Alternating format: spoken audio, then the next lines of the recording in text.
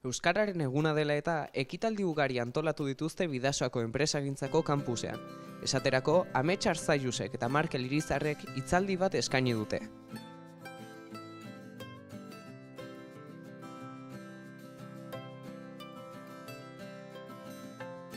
Nik uste batez ere ikasketetan bakarrik zentratu beharrean, beste jarduera kulturaletan edo zakit ikasleak ere elkarren artean relazionatzea, beste interes batzuk eukitzea, pixkat zabaltzea, unibertsitate mundua.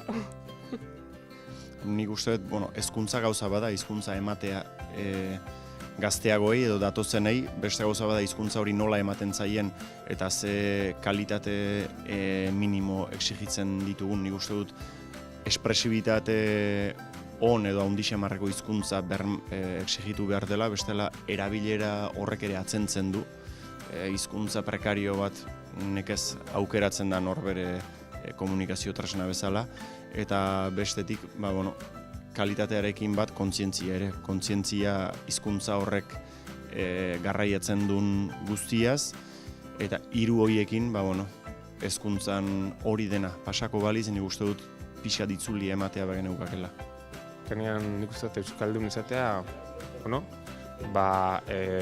gure izaerakin bat atorren zozea dela, eta munduan ibiltzeko era bat dela, ezta. Ni lehen ez dut moan, naiz eta kasu honetan talde amerikar baten ibili, eta sarrikanan oixea beti inglesa erabili duten, beti defendikin dago, nungo naizen, eta azaldu ikin dut, eta normaltasun osoz, eta gixesan jendeak ulertzen dut, eta respetekin dut, eta nik uste dut hori politiala, beste kultura, hizkuntza eta ideologianak errespetauz, norberana errespetekin dago eta ulertzen dago. Izan liteke behar bada batzuen kontzientziaren lasaigarri, ez? Behintzat, hizkuntzarekin olako tabarra ematen digute, jarri dezagun egun bat eta egutegiko egun horrekin eskua garbitzen ditugu eta gure kontzientzia ere berriz ere garbitua gelditzen da. Izan liteke, olako egun asko uste dut daudela urtean zehar euskararekin bakarrik ez, bestelako kausa sozial eta humano askorekin. Izan liteke, guk hori hala izanik ere hartu behar dugu, energia gehigarri bat exigitzeko, aportatzeko eta katapulta txiki bezala. Azkenean denaren beharrean gaude eta inoren kontzientziaren lasaigarri den eguna guk hartu dezagun beste gisa batera eta exigitu hortik gora beste egunetara ere pasadadin.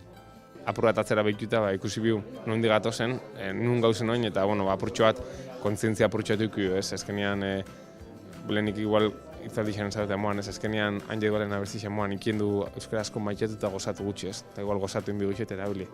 Eta natural, izan biako esan ez fortzatu natural, eta orduan naturaltasun hortan ikustu dut bizi inbigaile euskaz, gozatu inbile euskaz, eta batez behar honbiga nondi gatozen, eta lehen esan duna, miba pertsona gara euskaraz komunik jo privilegio hori dakunak, eta nik uste privilegiatu batzu gariela, eta horrena gozau inbiu eta arro honbiga, eta nik uste hori alagakua. Arro gotiana nondi gatozen eta nungoa garen sentimentu hori bizikiatik, ez da?